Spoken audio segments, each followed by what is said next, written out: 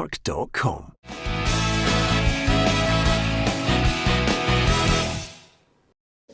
Welcome to Peter and Roughie's Football Show, sponsored by Arnold Clark. It is the 30th of September. Time is flying in indeed.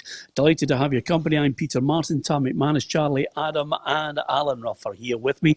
Don't forget to like, share and follow us, and you can subscribe to our YouTube channel as well. Lots to talk about. How many of our Scottish teams left in European competition will still be in it on Friday morning? Give us your view on that. And if any of them drop out, will some of their players be sold as a consequence for that? And what message does it send to Scotland's centre halves if Scott McTominay is played there instead of some of the other defenders? And here's a question for you. Who is Dundee United's greatest ever player? There's a wee conundrum for you. I was speaking to a Dundee United fan this morning and I thought I'd throw that in to get your thinking caps on as well. And I've got a top 11 greatest ever Dundee United side that I've put together, guys, to get your heads thinking like as that. well. Oh yeah, well, absolutely. Charlie loves his football. So good news. I was United pals earlier. Yeah, I know you've got United pals as well. Yeah, and the other good thing as well, a lot of people reacting immediately saying, wow, that's possibly, they're just wanting your comment on this, Tam, that could possibly be the worst shirt that Charlie's had on since we started the whole broadcast. I mean, how baggy's the neck? Billy Boulder, he did that on before him. Do you want me to? I'll be back in 2 seconds, all right? No, stay where you are, Just whip it off your ribs anyway. Do you want me to take it off? No, we don't, because we've already looked at that Instagram photograph, by the way. That was an absolute belter. Anyway, just a few of the fun topics that we've got to talk about. Of course, some breaking news as far as COVID's concerned again, Roughie. We'll get Kilmarnock with 3 players testing positive and 1 Hamilton Accies player. So all players are self-isolating. Yeah, I'm sure the clubs will be scratching their head. They're doing everything possible, for things like this not to happen. And lo and behold, it is happening. I don't think they can put their finger on why it is. They're doing all the tests and they're trying to do everything right, but it just shows you, that these things happen. And let's hope it doesn't get worse as we get down the line, because there are more and more clubs going to start coming into the fray, and there's going to be more and more games. So let's hope it's just isolated incidents. Yeah, hi to James Docherty, Alec Kelly, George Urquhart as well. Johnny Coots is a big Bonnie Rose fan. There's a team we haven't heard mentioned on the programme. And also George Urquhart says Dundee United has to be their keeper, Hamish McAlpine, who Roughie knows very well indeed. All about opinions on this one. The greatest ever Dundee United player certainly got us all thinking about it. As far as the game's going ahead, the game will go ahead on Friday, Tam, to be honest with you. Even with Kilmarnock with 3 players and Hamilton Accies, we've just got to keep going to make sure that we meet all the commitments of television contracts, because that really is what's propping up the game. Yeah, as Peter, we need to keep the games going. We can't have any postponed games. Listen, I think this is going to be the same all season. People are going to be missing during games. This virus is not going to go away. The clubs are trying to control it as much as they can, in terms of cleaning the place out and, people staying away from bars and whatever. But, we just need to keep the games going. It's just unfortunate that Kilmarnock have got 3 players out for the weekend's game, but other players will come in. And as long as we can just keep going, Peter, and no postponing games and running out of fixture dates, then listen, we can get this season finished, and hopefully by next year there'll be a vaccine, or this will be under control a bit more. Yeah, absolutely. Charlie, talking about getting games in, you guys are getting ever closer to the kick-off for your season. I noticed you were playing in the friendly last night against Peterhead. Again, the fitness must be getting better for you day by day, week by week. Yeah, no, it's been great to be back involved. It's we're going the right direction. It's a good win last night. It's the best performance we've had since I've been there. We played really well, scored 4 goals, and it was nice to get on the score sheet. But the fitness is getting there. It's the first time I've played back-to-back 90 minutes in about, since December really. So it's we're getting there, and we're looking forward to the game next Tuesday against Forfar, because that's when our season starts properly in the Betfred. And then we're on the telly live against Hearts for the first day of the season. So it's a great opportunity for us as a club and a group of players to go to Hearts and hopefully get a result. Yeah, really looking forward to.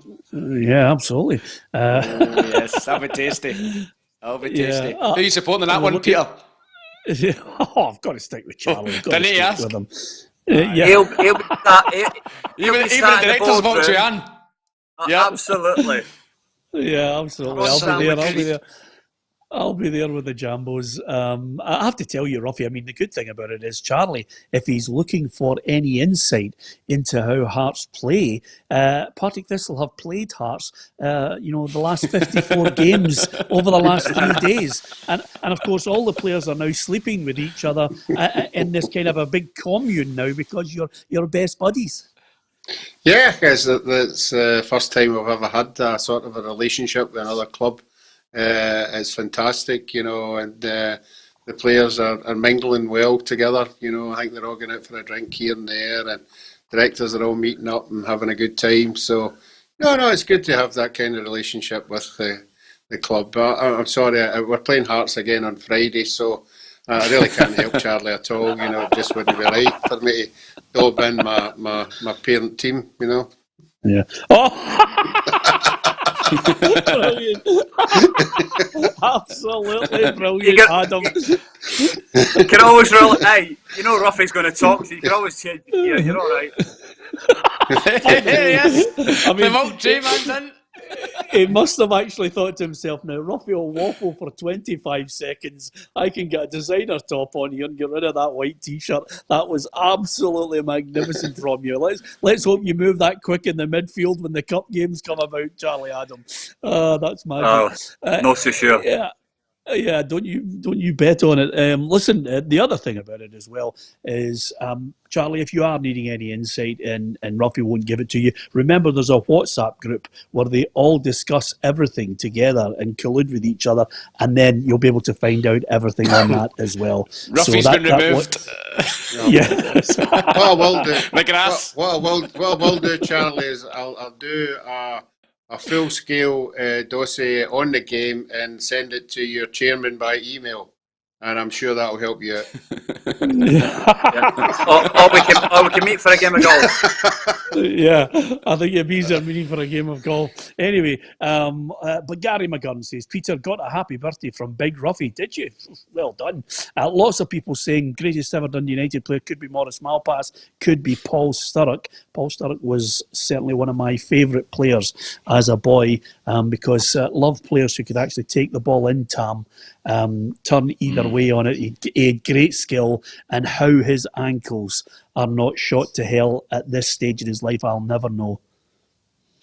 Yeah, listen, Luggy was obviously a wee bit before my time, but my dad said he was a fantastic player, and listen, everybody I speak to said he was sensational. His socks to the ankles and played off the cuff, and you don't get players like that anymore these days. And part of a fantastic Dundee United side, back in the 80s. So no, I think he'll definitely be up there when you're voting for their best ever player, to be honest. Yeah, absolutely. Roughie, what do you make of the vote that was taken, that has taken place, I beg your pardon, today, with regards to the substitutes? I know that League One and League Two will continue with this 5 substitutes when they kick off, because the Premiership has started with 5 substitutes, but the Championship has said, no, we're going to remain at 3 substitutes. Yeah, well, I think a lot of the teams were thinking the bigger clubs were having an advantage because they've got obviously more players to select from. If you put more players on the bench, they've got a better quality to come on the park later on in the game. So I think that was the biggest grievance of the whole thing. But no, as long as they all agree to it, I think 3 substitutes now. I think the players are now in full training. They all should be match fit. So no, I think 3 is a good idea. Yeah. Andy Phillips says, Peter, do you think there'll be big changes when the next SPFL TV deal comes around? Well, due to what's happening with COVID, Andy, the short answer to that is no, because it's a good 5 years away. That's how long Sky have signed this deal. Whether the BBC deal, has to be renegotiated in a shorter period of contract, I do not know, but I know Sky have got it for the next 5 years. Christopher says, greatest Dundee United player, Dave Bowman. I'm sure even Dave would blush at that suggestion, Christopher. Most red cards. But Yeah, well, absolutely. But he's such a brilliant lad, Dave Bowman. You know, he's one of those guys, Charlie, off the field, nice as Nightens. On the field, he just turns into the Tasmanian devil. Yeah, I remember that game when he got sent off. Was it for Forth for one of his last games, and he ended up with 6 or 7 red cards. The referee and the linesman, everybody got it. And but like say, I was fortunate enough. My dad, obviously, when he was alive, used to talk about, because he was in and around, Paul Sturrock, Bowman, Malpass, McKinnon, Billy McKinley, Duncan Ferguson. He was in and around that Neri and things like that. So he was always around that, and he couldn't speak highly enough of them. Great players, and unfortunately, never seen enough of them myself. But you always hear about the Malpasses and the Neris and Hamish McAlpine over the years. And like I say, it's an interesting poll because everybody will have their own favourites, and it's a good one. Yeah, I'm glad you mentioned there, Charlie. You rhymed off about almost the 11 players that I've got in what I would consider the greatest ever team. So you did well there. Gary McGurn says Peter Paul Sturrock for me, and also let's not forget Andy Gray when Andy played for Dundee United in the early 70s before getting that big move down south. Listen, we'll talk about that towards the end of the programme. We're going to hear from Stephen Gerrard. We will hear from Neil Lennon as well. But just a quick one on Scotland. I know the squad was announced yesterday. I wanted to get your thoughts on it. Steve Clarke, first and foremost, has mentioned now that he's picked the squad, there's a real chance for these guys to etch themselves into the history books. I think you have to respect the magnitude of the game. I've spoken to the players before about it in the previous camps, about a chance to make a little bit of history for their country. The players are aware of the size of the game, what it means to the country, and we're all determined to put on a good show and make sure that we're still involved come November. I'm really looking forward to it, Charlie. 1 win apiece and a draw against Israel. They are no mugs. They're a good side. And this is, the second but last hurdle for Scotland. Norway and Serbia hovering in the background if we can get past Israel. Yeah, I think it's a squad there's no major surprises in it. I think it's a great opportunity for these group of lads that are, 1 or 2 games away from it. I think they will get past Israel if we know what they are. We've only recently played them last month, so they know the strengths and the weaknesses. And if we can go there and, let's say, get on the front foot and attack them, and I believe we've got the players to hurt them and cause them problems and get into the next game against Norway or Serbia. 2 tough games, but you just got to win what's in front of you. And if we can get past Israel, then we'll worry about the other games. But it's a great opportunity, and I'm rooting for the lads and the staff, and hopefully they can do it. Yeah, fingers crossed. Tam, but the one worrying aspect of it is that headline in one of the papers this morning suggesting that Steve Clarke saying, look, I won't hesitate to pick Scott McTominay at centre-half again. I hope not. I hope we've got enough good centre-halves that he has faith in to play there, because if he doesn't and he picks McTominay, for me it's a kick in the teeth. Yeah, McTominay played in the last game against Israel, and I don't think he was great. I quite fancied him as a spare in a back three, as a spare man, but he played it in the right of a back three as a kind of marker, and it was the wrong position totally. Obviously, Ryan Porteous has come in. Delighted to see him in the squad. I think he's a really promising young player who deserves his place in there and deserves to win around the squad. We've not got a lot of good centre-halves in the squad, so he'll come in, and I would rather see Porteous at centre-half than McTominay, to be honest, and I'd like to see proper defenders in there, because Israel are no mugs. They've got a couple of good strikers as well. I think they're pretty strong up front, so I think we've got to play out-and-out defenders, and I think Porteous, McKenna, guys like that have got to play. Yeah, Art Monty says, hello from Pitlochry, where Sturrock was from. Duncan Ferguson, an absolute legend, says Martin Carrick. We've certainly got more than a few people talking about the late, great Frank Coppell. I remember him from his Dundee United days as well. He was a really good player. So all sorts of people joining in the Dundee United debate. Some people actually maybe not as optimistic as we are about hopefully Scotland doing something. Hi to Jason McColvin, who's in Hamilton. Thanks for joining us, Jason. Jackson. I know it's the first time we've given you a mention. Nice to have you on board on our Facebook. And also, we'll be mentioning some of the people on YouTube as well. Just with that, some people obviously don't have that confidence yet, Roughie. Charlie has it. I have it for getting past Israel. Do you have it? Yeah, I have it. I just wish we'd stop talking up this team as if they're a real quality side. They're just a bang average international side. They've only won 2 games out of their last 9. We saw what they were at the last time. This is a must-win for us. There's no excuses in this one. No, we're talking about our players, being all over the place. But this Israeli team are going to be -4 players for the first game with COVID. The Israel League's been shut down and all that carry on. So no excuses in this one for me. We're a better side than them. I don't think Israel have got 2 goals in them. I think we have. So it's up to us to go out there and attack them and let them know they're up against a better side. I mean, I think they're not 30 places lower than us in the rankings as well. I mean, I know they've got quality players. They've got a couple of guys good up front. Apart from that, they've got a top goalkeeper. They're no, they've no. He's a bonus, by the way. He'll be just here. Here's a save. Have another shot if you like. He is. No, he's not. He's a flapper. Yeah. He doesn't know how to catch the ball. Peter. Yeah. What do you go? Do you go with 3 at the back, or do you go 4 at the back? No, you go. You 3? Why? Because you have to fit Tierney in there. Not necessarily because you have to fit Tierney in there. I mean, if you look at him, he's played in a 4 at Arsenal as well, but he's moved him in from time to time, Arteta, over the last few games into that centre of defence, Charlie. I know there's a raging argument going on about, do you need to fit Tierney in? Can you leave him on the bench? I think Steve Clarke is looking and saying to himself, he wants them to play quicker. He wants them to get the ball moving quickly, and he wants to have supply coming in from the flanks. We don't have a great... I highlighted it last night on the programme, Charlie. We don't have a great goal-scoring record from our strikers at the moment. No. Even looking back on last season, and people's tally is not great. So you've got Dykes and another, and you've got, I think, a 3-5-2, because they'll want 3 solid, the best midfielders that he's got in that 3 in the middle. And then I think the other 2 supplement him. Who they are, you might want to... I mean, do you think it's going to be 4 or a 3-5-2? No, I think you should go with 3 because, like I said in the programme before, I think it's at international level, you find a system to suit your best players. So I think Tierney needs to play, Robertson needs to play. 3-5-2 for me.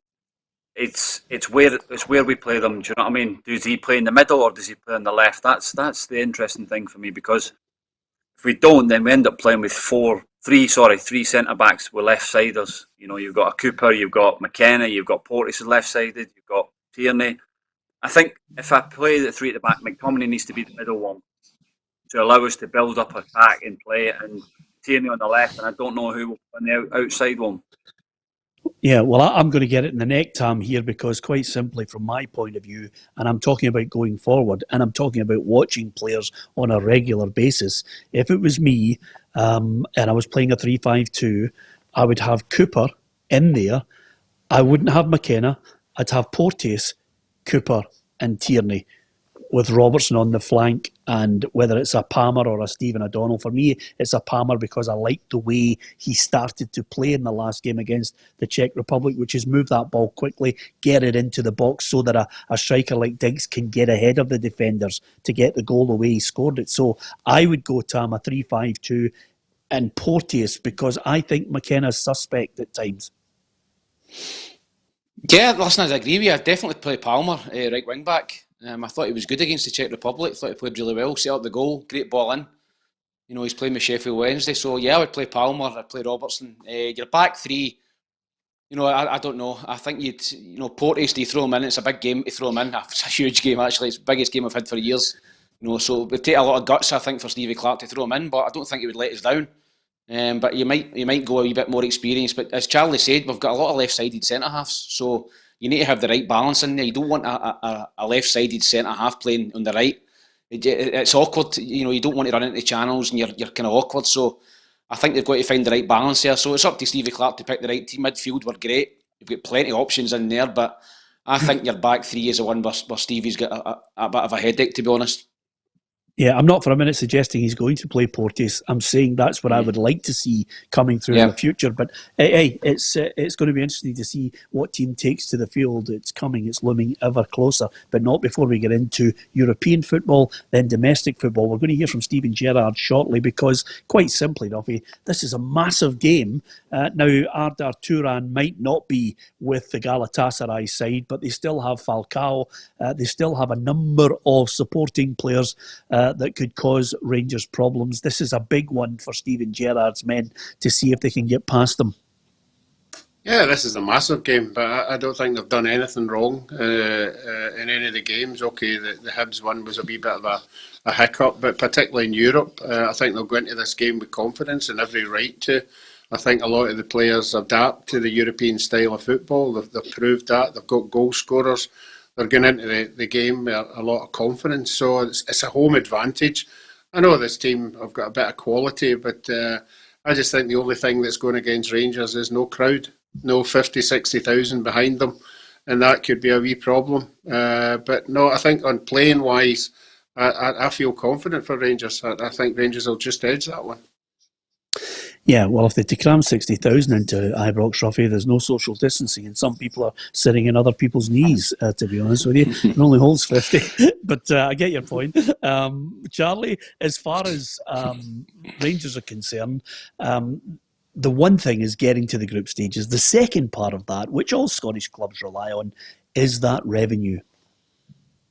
Yeah, it's massive. Like, I think since the manager's come in, the record in Europe has been great. Can they continue it again on Thursday night? It's going to be difficult. Galatasaray, Champions League team every year, they're dropping out, so it's going to be a difficult time. But I think Rangers can edge it, by one goal at home. I hope they can, because then for the whole of Scottish football, the coefficient will help us as well, and that's the important bit too. You know what I mean? Celtic and Rangers have been flying the flag for a number of years. We've been talking about it on the show for weeks about the other clubs. Can they step up?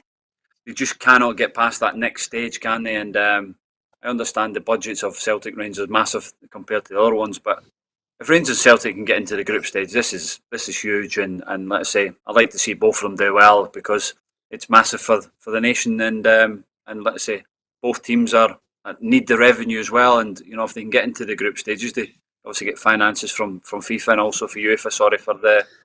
For the TV revenue. Yeah, and with that money in mind, here's what Steven Gerrard had to say on the basis of maybe strengthening the side. I do think that, depending on whether we qualify or not, would depend on what we try and do in the final days. But, I think that's a question for people that are above me at the club. I can't really answer that question right now, but I've made it pretty clear what I feel we need to keep moving forward to make sure that we don't stand still. And with that in mind, Tam, I think this game is so big on a European stage for Rangers is one thing, but I think from Steven Gerrard's point of view, he's looking and saying, look, if I get you into the group stages, push the boat out, just give me a wee bit extra money to get one, maybe two in to take the real fight to Celtic. Yeah, absolutely. I think it's obviously a huge game for Rangers. I think it's a huge game for Scottish football. Obviously, the coefficient. I think maybe in a season or two you get Champions League places. So I think Celtic fans will be wanting Rangers to win the game. I think Celtic fans will be wanting Rangers to be in the same competition as them, have the same amount of games, because I think whoever gets put out, if either team gets put out, they'll have an advantage in the league, Peter. You're not playing Sunday, Thursday, Sunday, Saturday, Wednesday, Sunday. You're not playing 3 games a week all the time. So yes, there's money at stake, finances at stake, but I think that if whoever goes out, if unfortunately they go out, they'll have a big advantage in the title race. That's just my opinion. Yeah, here's what Philip Hilander makes of the opposition. I can agree that we're underdogs because Galatasaray, historically they've been a lot in Europe, and it's a great team, But I think we have a good chance. We've been playing in Europe the last 2 years, and we know what it's about. So it'll be definitely a an interesting test for us.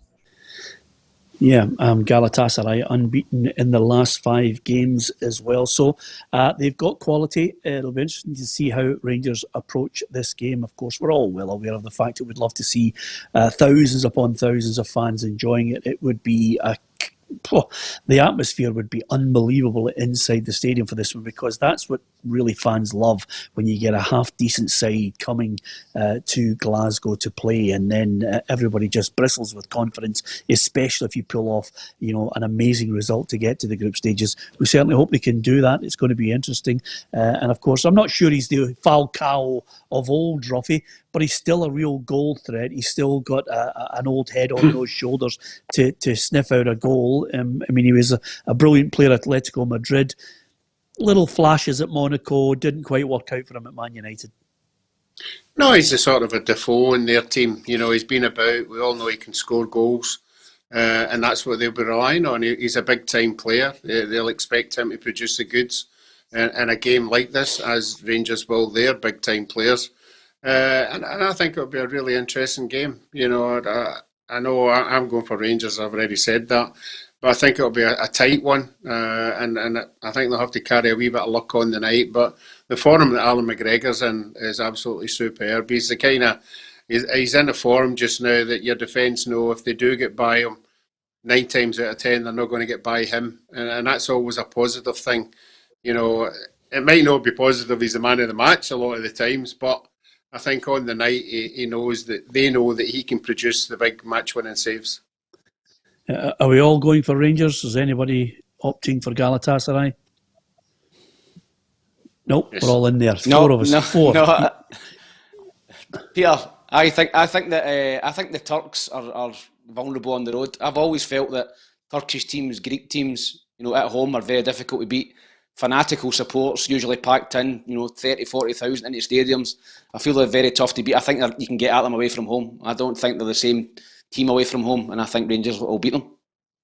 Yeah, it's a good point you make, actually. Charlie, I don't know if you were playing in the game. You might have been down south, but I can remember Fenerbahce against Rangers, and the Fenerbahce fans, 20,000 of them were inside the ground 2 hours before kickoff, and believe me, they were letting off firecrackers and everything else that would blow up. It was unbelievable. Yeah, I wasn't there at the time, but I remember playing in Panathinaikos in Greece, and it was just madness 2 hours before the stadium. We went to Serbia in a Champions League qualifier as well to play against Serbian team, and they were in there as well. So listen, it's a huge game for Scottish football for both teams, and I hope that both of them can get through and we can get into the group stage and enjoy some European football. But like I said about Tam saying, whoever gets knocked out, if any of them do, I think it's advantage to that team in it for the league. Yeah, I think quite a lot of us are sharing that view on that. The other thing I was going to say to you just before that, Roughie, do you see Rangers losing any players? Again, it's all mad speculation. I'm sure we all go into a darkened room and put pictures up and then just throw a dart at it, because this morning it was James Tavernier to West Ham. I mean, honestly, it's like, I think Steven Gerrard will be fighting tooth and nail to say, look, just let's try and keep this squad together. Yeah, I think he will, but I know it's died down, all the talk about the striker, but I think if Rangers were to get through to the group stages, we already know that it's going to be more income coming in, plus the sale of him, would add more money to the budget, and it depends on whether Steven Gerrard thinks with that kind of money behind him, can he find a replacement that's going to score 20, 25 goals a season? Because that's the way I would look at it. We don't know if he's still unhappy. There's no signs of it just now. He's not been a regular in the side on and off. So if they can get 16 million for him, plus the money for the group stages, I think Steven Gerrard would grab that and say, look, give me that money and I'll put it to good use. Yeah. Okay. Martin Carrick says, I agree with Roughie. Alan McGregor's been a top goalie for a long time. You'll get no disagreement here. So that's one half of Glasgow catered for. What about Sarajevo against Celtic? This is an interesting one. And of course, as we talked about Rangers with regards to signing players, Neil Lennon never too far away from everyone asking him about players going out and possibly players coming in. Basically, we want the week to end as quickly as possible. We want to keep all the players. if you can add one to the squad, great. If we can't, I'm still very happy with the bunch of players that I've got, and they will get better now. Things will settle down. There'll be, a lot more focus on our season after that. 100% right, and that's why we're, very, very strong on not selling any of our players now. Yeah, he doesn't want to sell any of his players. Dare I suggest this to you? And it might be a little bit of a long shot, but I would suggest to you, Tam, that if Celtic do go out, they are prone from time to time to trying to balance the books by selling a player. But regardless, Neil Lennon says that is not a prerequisite of possibly going out of the tournament at this stage. He reckons that that's not something that's been made abundantly clear to him. I would suggest to you that maybe there might be too many midfielders in there, and they might look to offload at least one before this window closes. Yeah, listen, I think the midfield's bloated. I think they've got too many players in there. I think Turnbull's come in and showed against Hibs at the weekend that he's ready to play. I think he's ready to come into the side. You've got Ismail Soro, who obviously came on as well against Hibs, and he's not much a look in. You've got Rogic there. So I think you've got too many players in the middle of the park. So I think if you can sell Rogic or Soro and get some money in for them, then I think that would maybe put towards the one player that he's looking for. Because I think Celtic are very, very strong in the middle of the park. I think they've got too many in there, and if they could maybe go and sign a left back with the money that they could maybe sell from one of those guys, then I think the overall squad would look a lot stronger. It's funny you mentioning that. If I was picking two players, Roughie, that I think would be up there for somebody to actually have a little, bet on going, I would have picked Rogic and Ncham, because the Ncham story just doesn't go away. Yeah, I think Shams, indicated as well that he would like to try somewhere else. He's not a regular in the side. I think, again, he's more a European-style player. He likes a lot of time on the ball. He's got quality. But he isn't winning games. He's not like McGregor. He's not like Christie, who are winning games. So for me, if you could get 7 or 8 million for him down south, and Rogic, obviously, that solves your problem. Because as the guys have been saying there, they're really heavy in the midfield area, so minus these two, I don't think would be a problem. Yeah. Charlie, how do you see this one going? Because Celtic have defeated Sarajevo before. Is this, again, might be tight and Celtic get through for you? Yeah, they left it a little bit late in the last round. I thought it would have been a little bit more comfortable, but I still believe Celtic will win this and get into the group stages. Going back to what Roughie and that said, I think I would get rid of Rogic and Ncham, and like I say, I'd look to get this left back. I seen Ryan Sessegnon from Tottenham was linked. Would be a good sign if they can get him in on loan, because he's a good young player, dynamic, likes to go forward. So it'll be interesting to see what happens in the next coming days, because they definitely sounds like they need a left back. I'm glad you mentioned him, because Tam, I'm just adding him to the list. There's about 19 left backs on the list at the moment. It's absolutely incredible. They just keep popping up every day. Yeah, it's left backs galore getting linked. Listen, I think Taylor's okay. I think he's a decent player, but I think Celtic need better. I think Frimpong's excellent on the other side, right wing back. Taylor's pretty safe. He's a decent player. He's a 6 or 7 out of 10 every week. He's not going to let you down, but I think if you want to go further in Europe, if you want to push on in Europe and you want to push on domestically, you maybe need a little bit more quality in the left back area, and Sessegnon would be an upgrade on Taylor without being disrespectful. I think he'd be a great signing.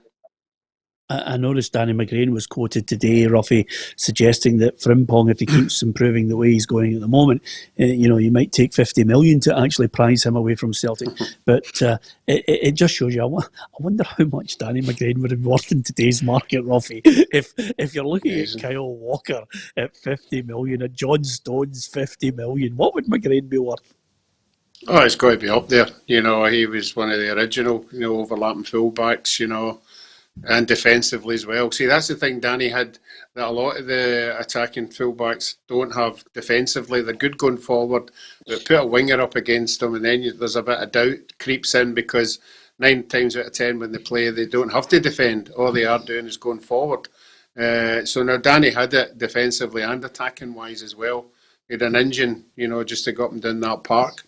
But no, the young boy is impressive. I mean, really impressive, I would say, for a young boy coming into the team, playing in Europe, playing in Rangers Celtic games at that age and not fazed at all by it. They certainly want to watch with him in the years to come. I'll tell you, all you boys mentioned the fact that the games are coming thick and fast. Neil Lennon mentioned about this game coming up and the games that they've got with internationals and the match obviously against St Johnstone at the weekend. He's worried that some of his players, especially the international ones, really won't have all that much time for preparation ahead of the Old Firm clash. All our international players who are going away, could be, involved in 3 games. That would mean they play on the Wednesday and then travel back on the Thursday, the game Saturday morning. So we're going to have no time whatsoever really on the training ground with them. It's a lot cause for concern. One, picking up injuries, and 2, the little time that we'll have with them when they come back. Charlie, you played in Old Firm games. You know what it was like. The players like that whole situation where you're playing European games, you're straight into another game. You might be on international duty, then you're into the big Glasgow derby. It's brilliant. These are the games you want to be in your career. They're the biggest games. It's the biggest game, the biggest derby in the world. And listen, the fatigue goes out the window. The first 10, 15 minutes you might feel a little bit leggy, but once you get going, it's not a problem. I think it is a worry because a lot of games in this short period of time, and Neil will probably only have to be able to work with his team on a Friday, and Rangers will be the same situation. But I wouldn't be surprised if the managers are putting a little bit of pressure on the players to say, if you don't really need to play in the games, don't be playing because you've got a big game coming up when you come back. Yeah, I'll tell you one thing. It was interesting hearing Charlie saying there, it's the biggest derby in the world. It's certainly one of the most famous derbies in the world. One of the biggest. I agree with Charlie on that. But if I was looking at, the best derby in the world or the derby that I would like to go and see, there's one that, really springs to mind that I'd love maybe all of us to get on a plane if it's safe one day. If we could all get on a plane and head to Buenos Aires for Boca against River Plate, Tam, I think that would be sensational, wouldn't it? Yeah, we could do the show from is it La Bombonera? Is that the stadium? Yep. We could do the show from there. I think that'd be fantastic. But listen, Celtic Rangers definitely in the top 2 or 3 in the world for me, derby wise. Everything that goes with it. The games are they're never a meaningless Old Firm game, and the supporters here live for it. We're a football country, massive football country, biggest sport here. And everybody tunes into the game. So, no, I agree with Charlie. I think it's one of the biggest. Yeah, absolutely. It certainly is.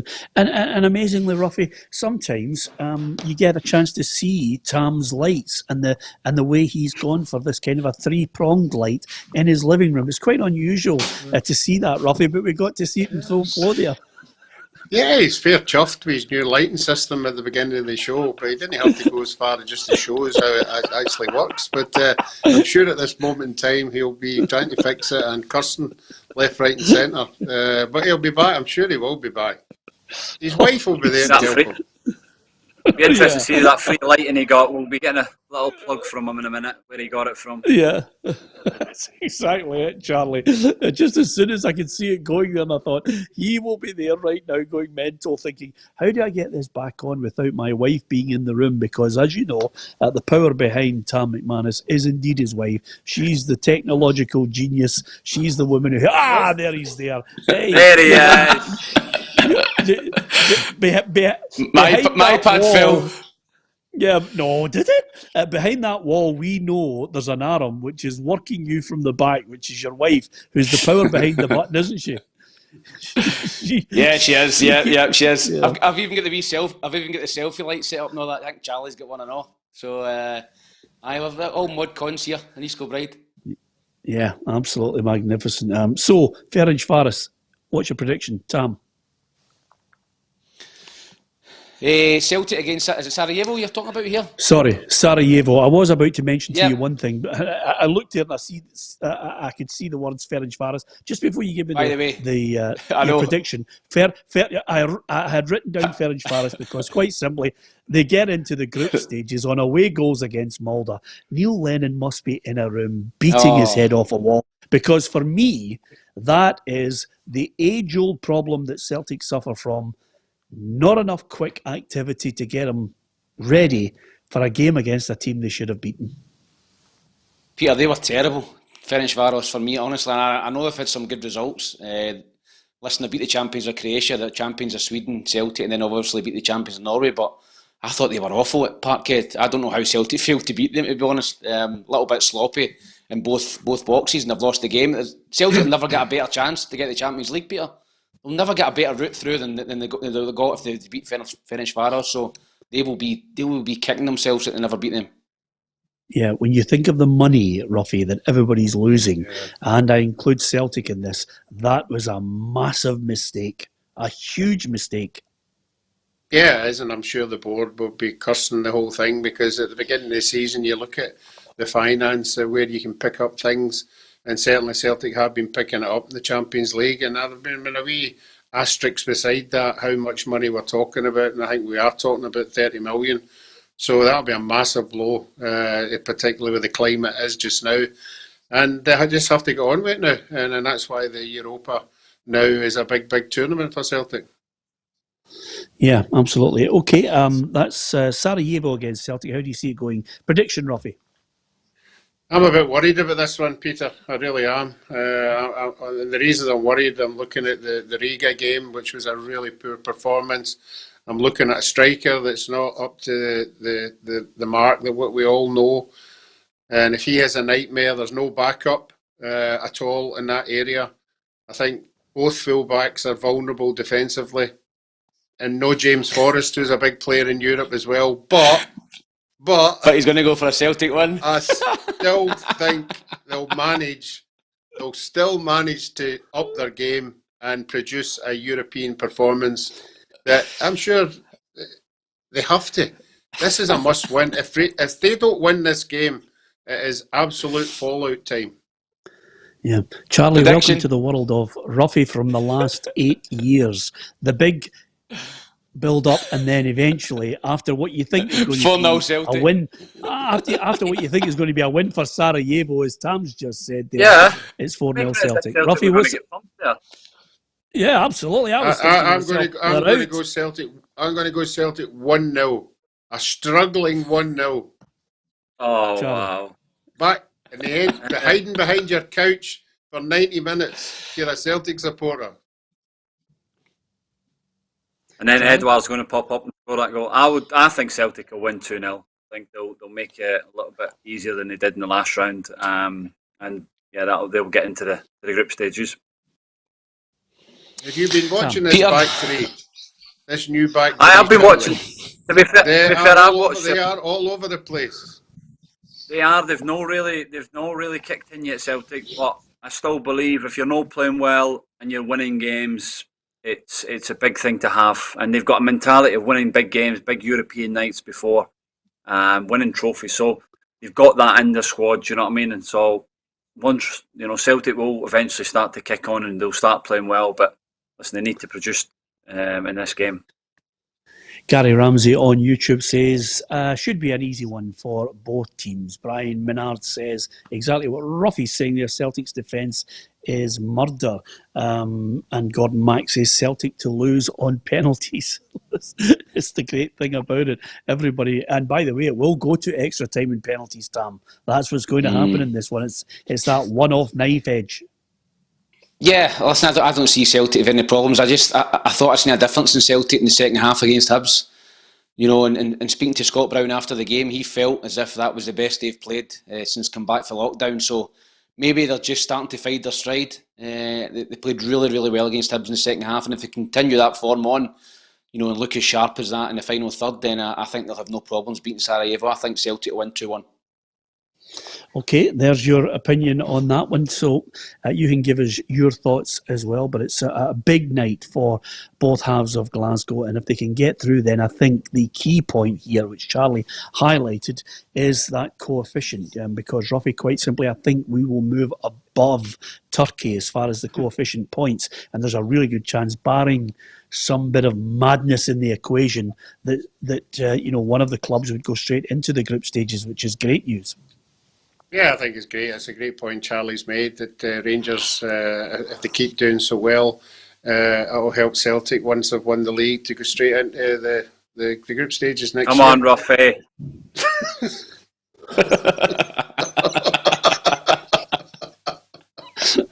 It's a noise up, isn't he? It's unbelievable. He loves it. Yeah, absolutely.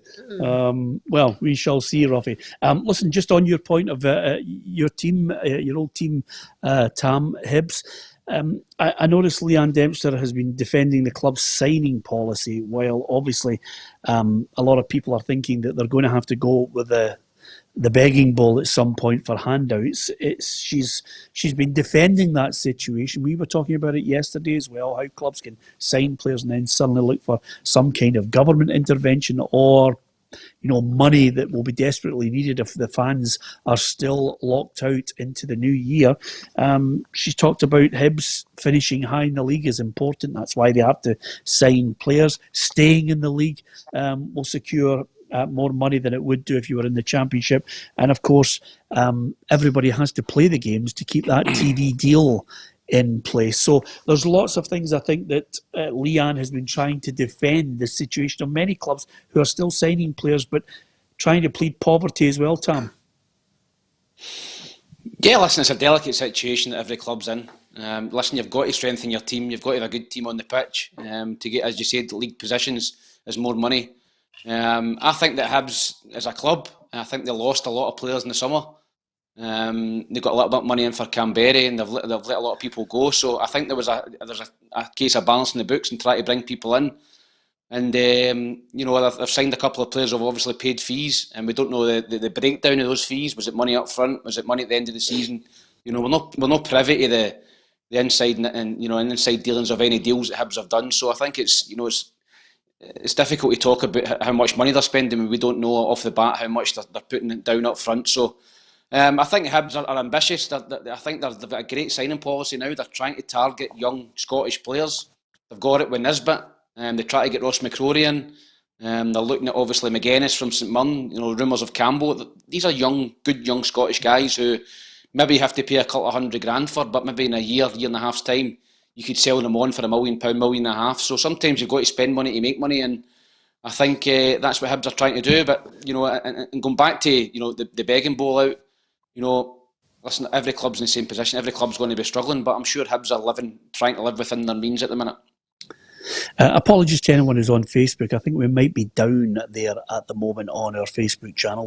We're still alive and kicking on YouTube. Technical issue. We'll try and resolve it as quickly as we possibly can. But thanks to everyone for giving us their messages, talking about those two European ties. And of course, just what Tam was talking about there, signing players, trying to keep the ship afloat, being competitive, and then trying to look at the books and how you balance them going all the way through the season without fans. It is certainly a prospect. Roughie, what about Aberdeen trying to sneak in that deal? They're looking to try and get Alan Campbell now. Hibs have been interested in him. Now, apparently Aberdeen are in the mix. I think Motherwell will just be digging in their heels and thinking... Aberdeen in for him. Yeah. Oh, I know, I was just about to say, anytime Hibs have a signing policy, unbelievable. Aberdeen nick in there. Yeah, but they've identified a young player who's top of his game. He hasn't signed a new contract, so that they could get him on that freedom contract. And why wouldn't you? If you thought you were going to get a young player of that quality who's breaking into the international scene as well, and look at the success of McCrory. If he was to go in there, he'd give them a wee bit of steel in their midfield as well. So no, I think they've identified a young player who's certainly going places. Okay, as far as Hibs are concerned as well, there is the small matter of Kyle McGuinness. Jim Goodwin's been speaking today. Of course, St Mirren want to try and hold on to their best players, and he's adamant they don't have to sell McGuinness. I think it shows bravery, and it shows it sends out a positive message to the supporters and to everybody else that we can knock back those substantial offers if not only do they not meet the valuation of our player, but also we're not in a position where we have to sell.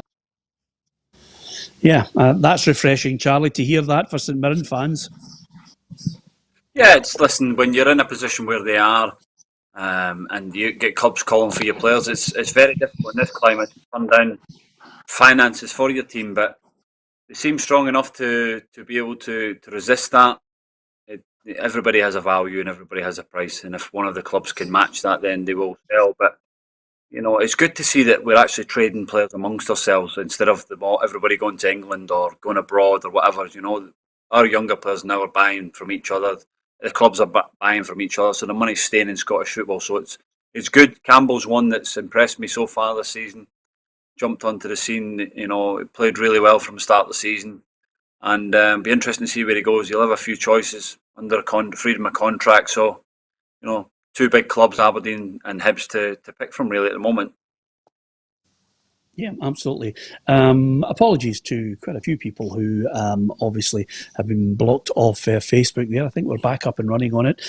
So great to have you back with us. If you missed out for the last couple of minutes there, we are back as well. So thank you very much for persevering with us on the programme. Listen, a couple of things before we finish quickly. I think Juando Fuchs is his name, Dundee United, your neighbours across the city, Charlie. Don't get that one wrong. If they've they're trying to, exactly. They're trying to obviously bolster their team, Roughie, and they're hoping to add the Cameroon midfielder to their squad. They've certainly, added a few good players. They definitely need to stay in the division. That's for certain. And I think when you look at Tony Asghar and the team, they certainly. Mickey Mellon, they certainly want to have enough in the squad to be able to sustain right through the season to keep them in the Premiership. Yeah, I think Charlie said a couple of weeks ago that the manager would be using his contacts, people that he can, in the game, they can identify players to come up, players we don't really know much about, and he comes into that category.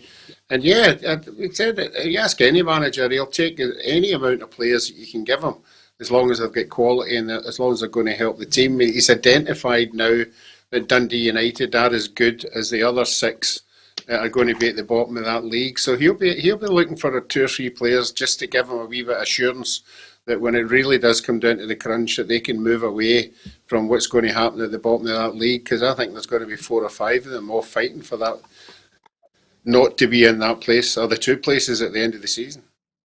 Yeah, you and I think Roughie picked Ross County to go down. Who did you pick, Charlie? Did Roughie? Did he? Yeah. Both of us picked him. I went for St Mirren, didn't I? Yeah. we did. I tell you what, you're doing all right so far. Fair play to him. Tam, who did you pick? I think I've picked Hamilton Accies, unfortunately, for Rick Chipper. I think Ross County will be top 6. Yeah. Don't hold your breath. I can't wait to see at the end of the season for that line, by the way. Not that I've got anything against Ross County, to be honest with you. Just apologies again for some people there who missed out on this, but the full stream will be available of the show. Again, we mentioned it at the start. I'm going to give you the 11 and throw in a name if you think this greatest ever Dundee United team. And the reason it prompted me is a guy on Twitter, Mark Gow, who's a Dundee United man, was looking at the Legends T-shirts, Roughie, that we have and the new batch that we're just about to release. And he said, I hope, Peter, that you are going to have in one of your Legends T-shirts, Ralph Milne of Dundee United. Now, Ralphie Milne was a great player at Dundee. It didn't quite work out for him at Manchester United, but he was a great player. The late, great Ralph Milne. I'm going to use that catchphrase because he was super quick. He'll always be remembered for that goal he scored at Dens Park that secured Dundee United the title in 1983, Roughie. I'm not sure he gets into the greatest ever Dundee United team, though. No, I wouldn't think so. Old school winger, bags of pace, don't see enough of it nowadays for me. You know, somebody who's prepared to take on a fullback and also go by people as well. But no, it wouldn't be in my 11, but a really, really good player. Yeah. Okay, Charlie, here it is. Here's my Dundee United greatest ever 11. I'm not sure everybody's going to agree with me on this. I've got McAlpine in goal. I've got Gough at right back, Malpass at left back, Hegarty and Nary's an absolute shoe-in. Across my midfield four, I've got... I've thrown Ralph Milne in there just at the moment. Sturrock, Billy McKinlay and Bannon, and Kevin Gallagher and Andy Gray. That's just an 11 that I think. I mean, there's bound to be some that might, come up with someone else. Is there another name that we're maybe missing there? I think you might have to go back to when they won the Scottish Cup. Was it 94 when Ivan Golak was the manager? You can have a couple of players in from there. Listen, Brewster, Brewster, Andy McLaren.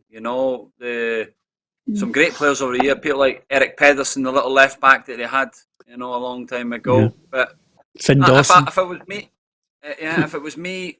Know that I'm interested in what's going on across the road at the moment. I would probably choose somebody like a David Neri. I think somebody like that who, the amount of caps he had for his country, was an absolute. Back in his day, was probably world class. To say he was as good as anybody at the top level. I would probably go for David Neri. See, to be honest, Peter, when you look at David Neri, he was so unflustered. He was so confident, and that's a big thing in itself, and you had Roughie behind you. So fair play to him, for having that kind of confidence in his own game. Yeah, absolutely. Thanks to so many people who've tuned in from near and far. Greg Stott says, I know you're being facetious, never mind. Peter, Tam, Charlie and Roughie, always great to tune in. All the best from Stratford, Ontario in Canada. We love to have people from near and far following the show. Just a quick one here, a couple of things.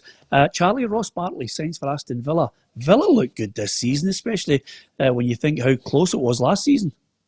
Yeah, it's I retweeted. I thought it was a good signing. It's sensible signing. They obviously made the influx of players and spent a lot of money last summer, but Barkley, Grealish, good players. And I hope that Ross can now go and kick on his career. He sort of started well at Chelsea, stalled a little bit, had a few issues off the pitch, photographs and taxis and things like that. But I hope he can go and show the quality of his player, because I think he's a top player. Yeah, absolutely. The minute you mentioned photographs and taxis there, he went up in Roughie's estimations, to be honest with you. Just to finish off on a positive note. What was it for? He's in a taxi. Don't go into it, by the way. He's just thrown it out there. Don't go into it, Charlie. It's going to be... Anyway, apart from anything else, the last thing we're going to... Roughie thinks he should get an MBE. The last thing I'm going to mention is something positive, Tam, and I think a lot of footballers do a lot of great work and they don't necessarily get recognised for it. I mean, we've already highlighted Marcus Rashford and the great work he does.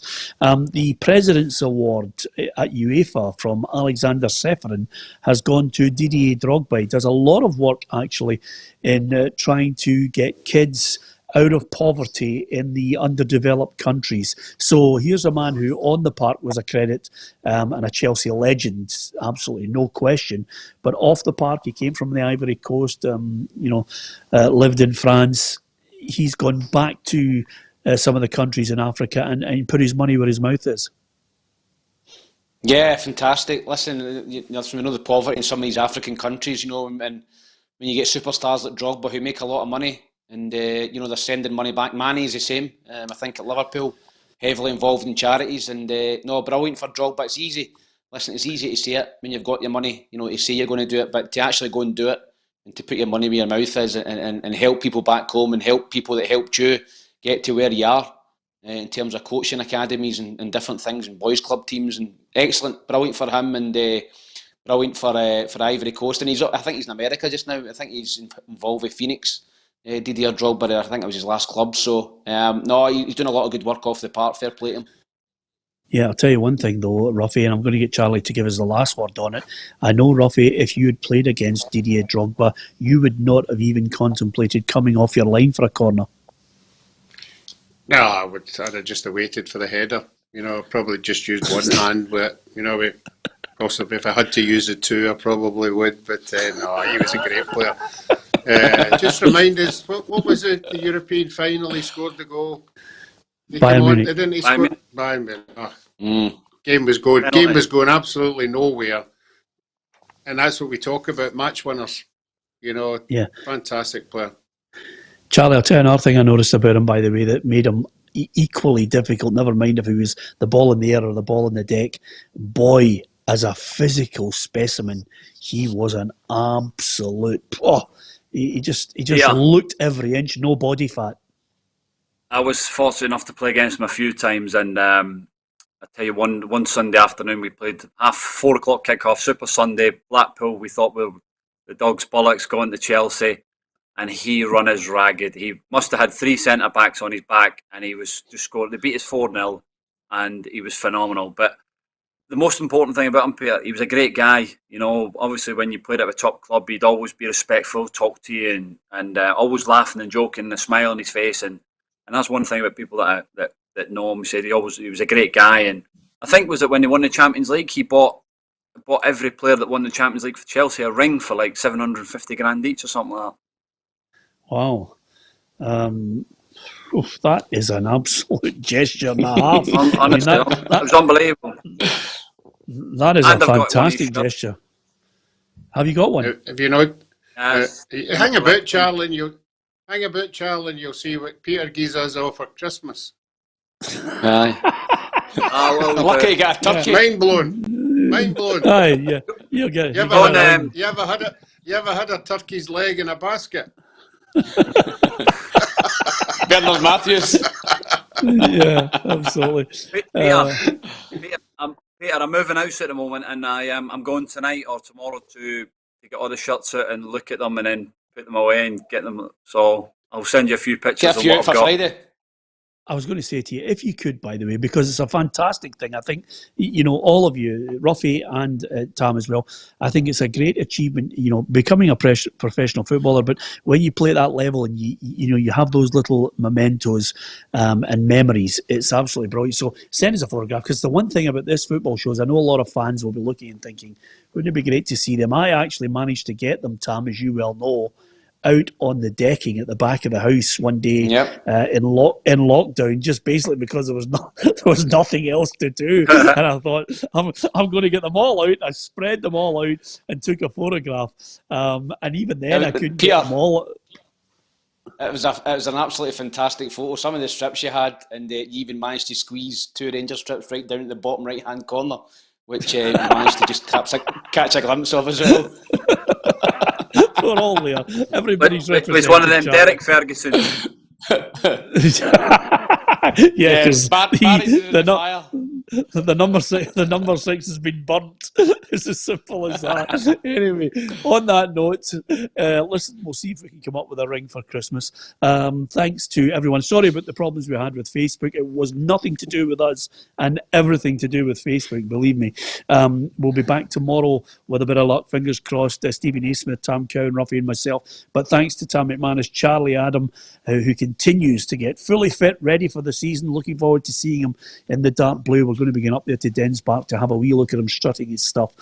From Roughie and myself, Tam and Charlie, don't forget to like, share and follow and subscribe as well. Thanks for watching.